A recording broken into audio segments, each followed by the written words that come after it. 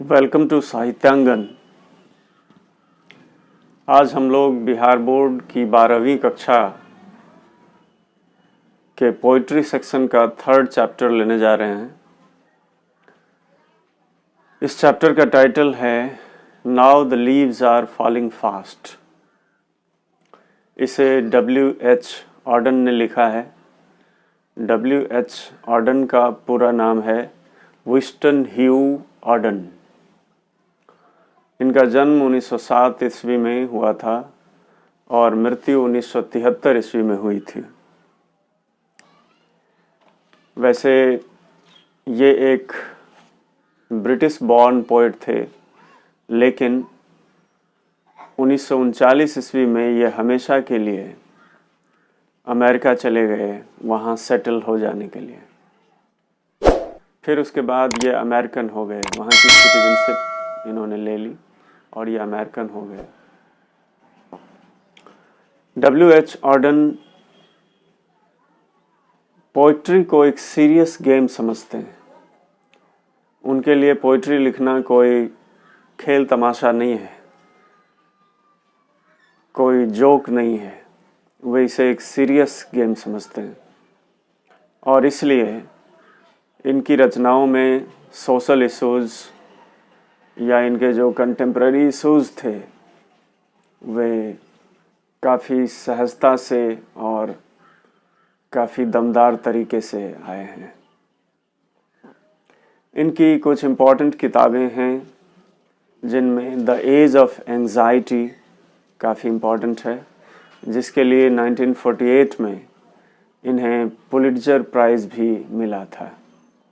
इसके अलावा the orator और फिर द डांस ऑफ डेथ, इस तरह की कुछ किताबें हैं जो काफ़ी इम्पोर्टेंट हैं और जिसके लिए इन्हें जाना जाता है। आइए आज हम लोग इस कविता में देखें कि यह कविता कैसी है और इसमें कवि ने क्या कहना चाहा है। तो हम लोग लाइन बाय लाइन इसे इंटरप्रेट करने की कोशिश करते हैं। Now the leaves are falling fast. लेकिन इससे पहले हम लोग इस कविता के स्ट्रक्चर के बारे में थोड़ी बहुत बात कर लें। यह कविता 5 स्टैंजाज में लिखी हुई है और हर स्टैंजा में 4-4 लाइन्स हैं, अर्थात हर स्टैंजा एक एक क्वैट्रेन में लिखा हुआ है। फिर हर क्वैट्रेन का अपना अलग अलग राइम स्कीम है। जैसे यहाँ पर फर्स्ट क्वैट्रेन में हम देख रहे हैं फास्ट लास्ट गॉन ऑन, तो इस तरह से हम देख रहे हैं A-A-B-B, इस तरह से फर्स्ट स्टैंजा की राइम स्कीम है। इसी तरह से सेकेंड स्टैंजा में है राइट डिलाइट फ्रीज नीज, यानी पूरी तरह से फिर राइमिंग चेंज कर गई है और इसमें है C-C-D-D। तो इसी तरह से ये आगे बढ़ता जाता है A-A-B-B C-C-D-D E-E-F-F G-G-H-H और फिर I-I-J-J। इस तरह से इन वेरिंग राइम स्कीम्स में ये रचना की गई है। यह भी एक स्टाइलिस्टिक मैटर है जिसके लिए W.H. ऑर्डन काफ़ी जाने जाते हैं और सराहे भी जाते हैं। तो आइए हम लोग अब लाइन बाय लाइन इंटरप्रेट करें। Now the leaves are falling fast, यानी अब पत्ते तेजी से झड़ रहे हैं। Nurses flowers will not last, और अब सहारा पाकर उगने वाले फूल टिक नहीं पाएंगे। Nurses to the graves are gone, यहाँ तीसरे लाइन में ये अब मनुष्य जाति की तरफ इशारा कर रहे हैं और कह रहे हैं nurses to the graves are gone, यानी वो सारी नर्सेज जो बच्चों की देख रेख के लिए रहती हैं, वे सब खुद कब्र में चली गई हैं। अर्थात जो धाय हैं, जो देखने वाली हैं, वो खुद कब्र में चली गई हैं। And the prams go rolling on, और प्रैम्स मतलब पैराम्बुलेटर्स, और जो पैराम्बुलेटर्स हैं यानी बच्चों को चलाने के लिए जो गाड़ी है वो गाड़ी लुढ़कती जा रही है। इसका मतलब यह हुआ कि अब वो गाड़ी अनदेखी रह गई है। रक्षा करने वाली धाय तो चली गई है, लेकिन बच्चे यूं ही अनदेखे, अनगार्डेड अपनी गाड़ी के साथ भागे जा रहे हैं, अर्थात कोई भी देखने वाला नहीं है, कोई भी संरक्षक बचा हुआ नहीं है। यही इसका भाव है।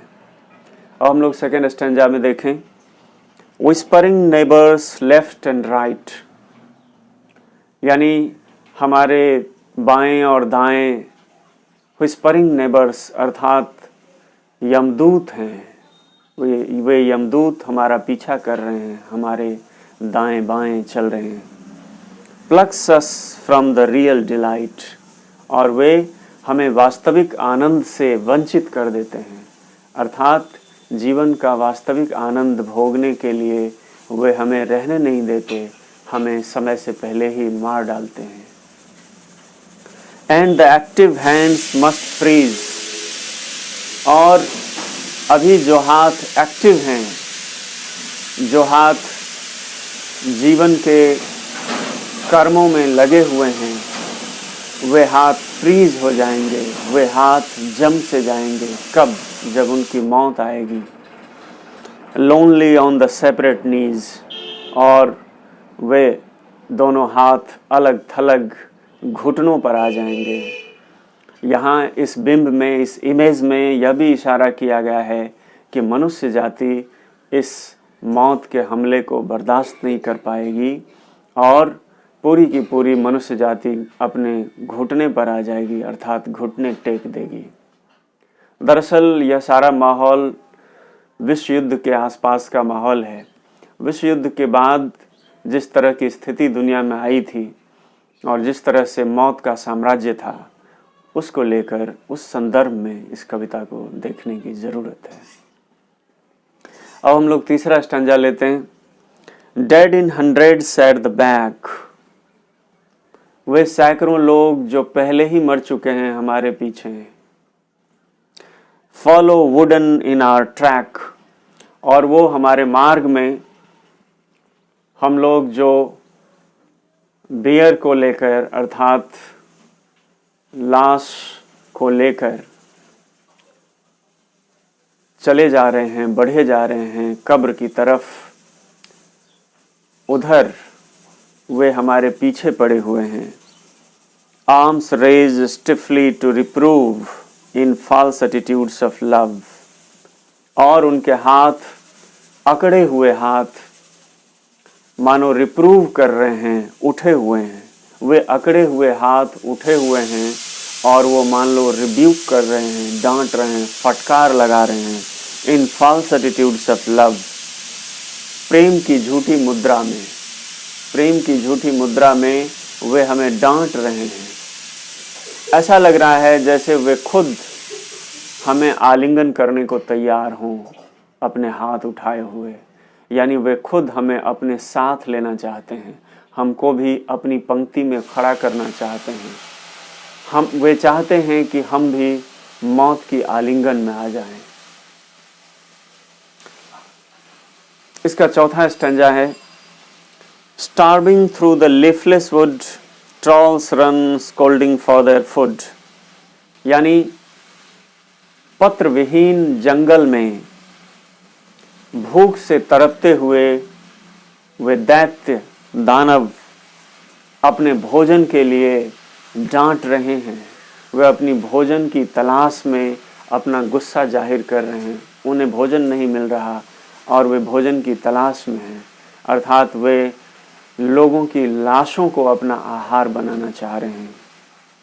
And the Nightingale is dumb, और बुलबुल खामोश हो गई है। पंछियों में भी कोई स्वर नहीं बचा। बुलबुल पंछियों की एक प्रतीक बन गई है। बुलबुल खामोश है। And the angle will not come, और यहाँ कोई मानवीय परिप्रेक्ष्य, कोई कलात्मकता काम आने वाली नहीं है। यहाँ कहीं कहीं टेक्स्ट में एंजल वर्ड का भी यूज किया गया है। तो अगर एंजल भी हम लेते हैं तो इसका अर्थ होगा कोई देवदूत हमारी रक्षा के लिए आने वाला नहीं है, कोई हमें बचाने आने वाला नहीं है। अर्थात एक ब्लीक सा, एक भयानक सा माहौल बना हुआ है, एक भयावह स्थिति है और इसमें कोई भी रक्षक नहीं है। लेकिन अपने लास्ट स्टंजा में यहाँ कवि ने थोड़ा मूड चेंज किया है, एक मूड स्विंग देखने को मिलता है। यहाँ पर कवि कह रहे हैं कोल्ड इम्पॉसिबल अहेड, सर्द असंभव सा प्रतीत होता, अहेड हमारे सामने, lists the mountains lovely head, पर्वत का प्यारा सा सिर सुन रहा है, पर्वत का प्यारा सा सिर सुन रहा है। Whose white waterfall could bless travelers in their last distress, वे सारे यात्री जो शव यात्रा में चले जा रहे हैं, उन्हें शायद अपने आखिरी डिस्ट्रेस में यानी मौत की घड़ी में थोड़ी सी राहत मिले, थोड़ा सा आनंद मिले। ये संभव है उस वाइट वाटरफॉल से, उस सफ़ेद झरने से जो उस असंभव से प्रतीत होने वाले पर्वत से झरकर आ रहे हैं।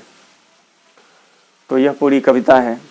यहाँ अंत में कोल्ड इम्पॉसिबल अहेड इस बात का भी सूचक है कि आगे जो आने वाला मौसम है वह विंटर है, क्योंकि यह एक ऑटम सॉन्ग है और ऑटम के बाद विंटर आता है। तो कवि यह उम्मीद जतला रहे हैं लोगों को यह भरोसा दे रहे हैं कि हो सकता है आगे आने वाले समय में वह विंटर हमारे लिए सुखदाई हो, क्योंकि यह ऑटम तो हमारे लिए बिल्कुल ही दुखद है, बिल्कुल भयावह है।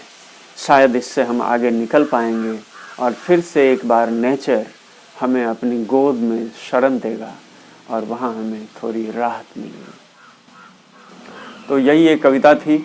मुझे लगता है आप लोग इसे ठीक से समझ पाए होंगे। और आइए अब हम लोग क्वेश्चन आंसर सेशन में आते हैं। इसमें हम लोग कुछ इम्पोर्टेंट क्वेश्चंस पर बात करेंगे। तो जो कुछ सेलेक्टेड क्वेश्चंस हैं उनमें सबसे पहला क्वेश्चन है, what does the poet mean when he says now the leaves are falling fast. यानी जब कवि कहते हैं कि अब पत्ते तेजी से झड़ रहे हैं तो उनके कहने का क्या मतलब है। Well, now the leaves are falling fast is the title of the poem, and this line has also been highlighted by the poet because it is also the first line or opening line of the poem. Now the leaves are falling fast at its basic level indicates falling of leaves in autumn, but at a deeper level it indicates the deteriorating, somber and bleak situation in the world when people are being killed. People are not just dying, but they are being killed due to war-like environment in the world. Actually, this poem was created when there was a bleak situation in the world due to world wars. And so, here, the poet means to say that nobody will survive in this bleak situation. Now the second question is, what do trolls do in the leafless wood? Trolls are Scandinavian mythical creatures, and trolls are equivalent to ghosts or giants if we compare them with our own mythical world. Here trolls are moving in the forest in search of their food, and they are scolding people because they want food, they are starving, and they are not in a situation to bear anymore the pangs of hunger. So they are scolding people, they are rebuking people to present them with food. And what sort of food? The food of dead bodies. Okay. Now let's take the next question. The next question is, who are the travelers and how will they be blessed? Here the travelers are the people who are going in a procession of dead body. There are dead body bearers, coffin bearers, and there are people following them. So they are travelers. They are traveling towards the cemetery to cremate or bury the dead body. And they will be blessed by nature. There is no other way. There is no other shelter in the world, because the whole world is burning with fire due to war. So they will be blessed after some time, when the season changes, when the autumn lasts and the winter begins. They will be surely blessed. Now let's take the next question. How does human life become miserable? This question is also very important.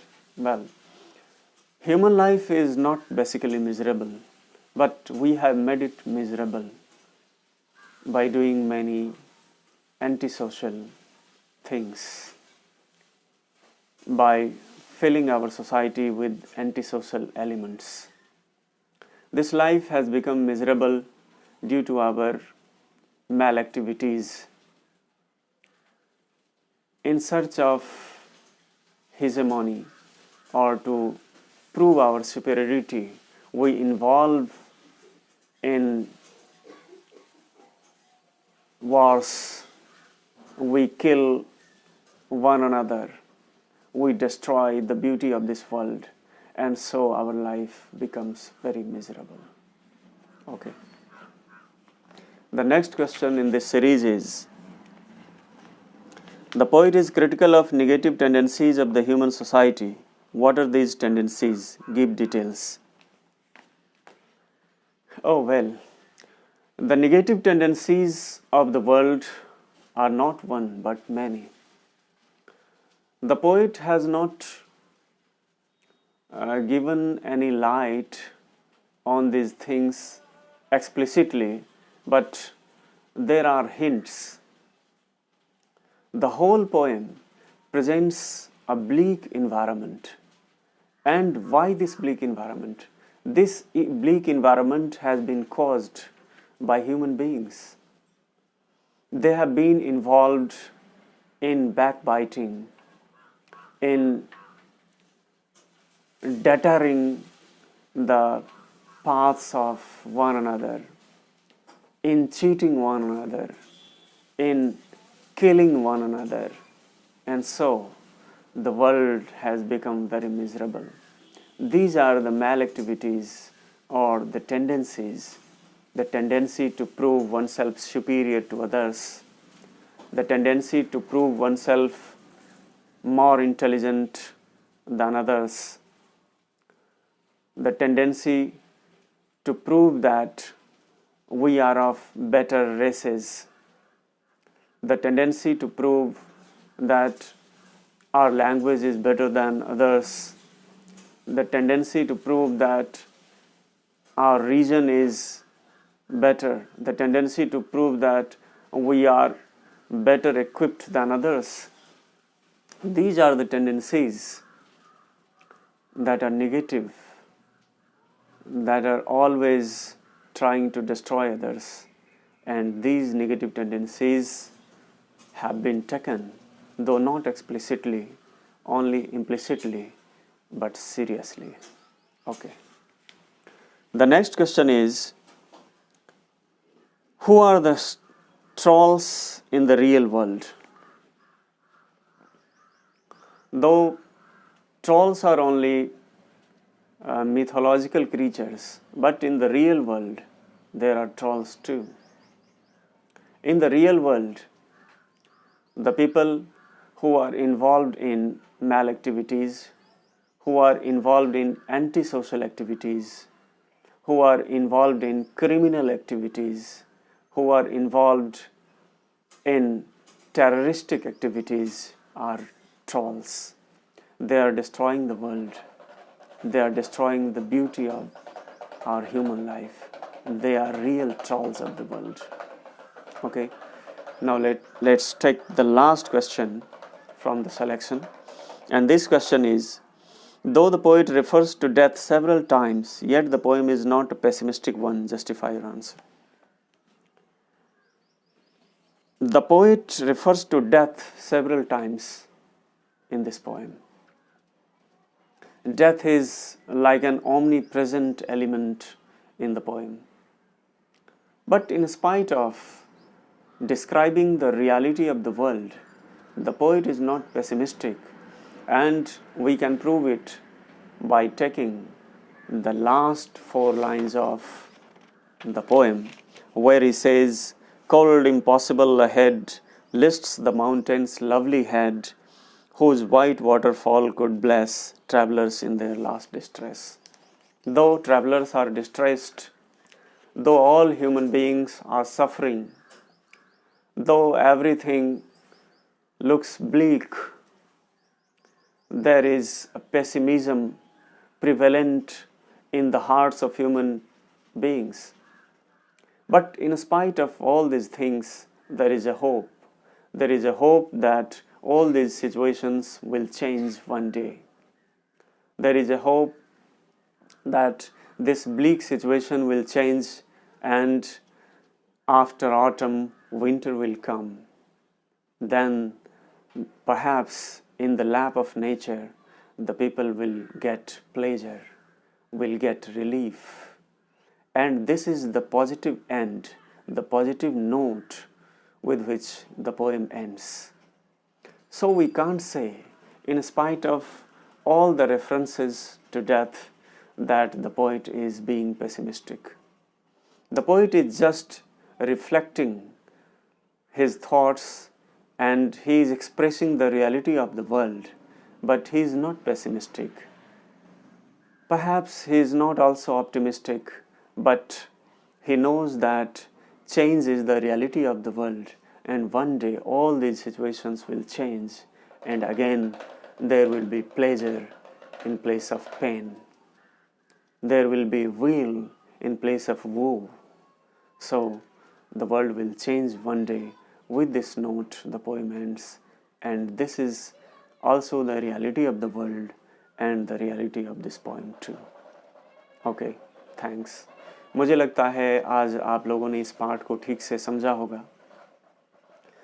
आप लोग बार बार इस video को देखिए, समझने की कोशिश कीजिए, और इस वीडियो को देखने के बाद यदि ये आप लोगों को इन्फॉर्मेटिव लगे, यदि आपको लगे कि यह वीडियो आपके लिए वाकई काम की है, तो इस वीडियो को व्यू करने के बाद इसे आप लाइक भी करें और इस चैनल को सब्सक्राइब ज़रूर करें, क्योंकि इस चैनल को सब्सक्राइब करने के बाद आपको सारे नोटिफिकेशंस मिलते रहेंगे।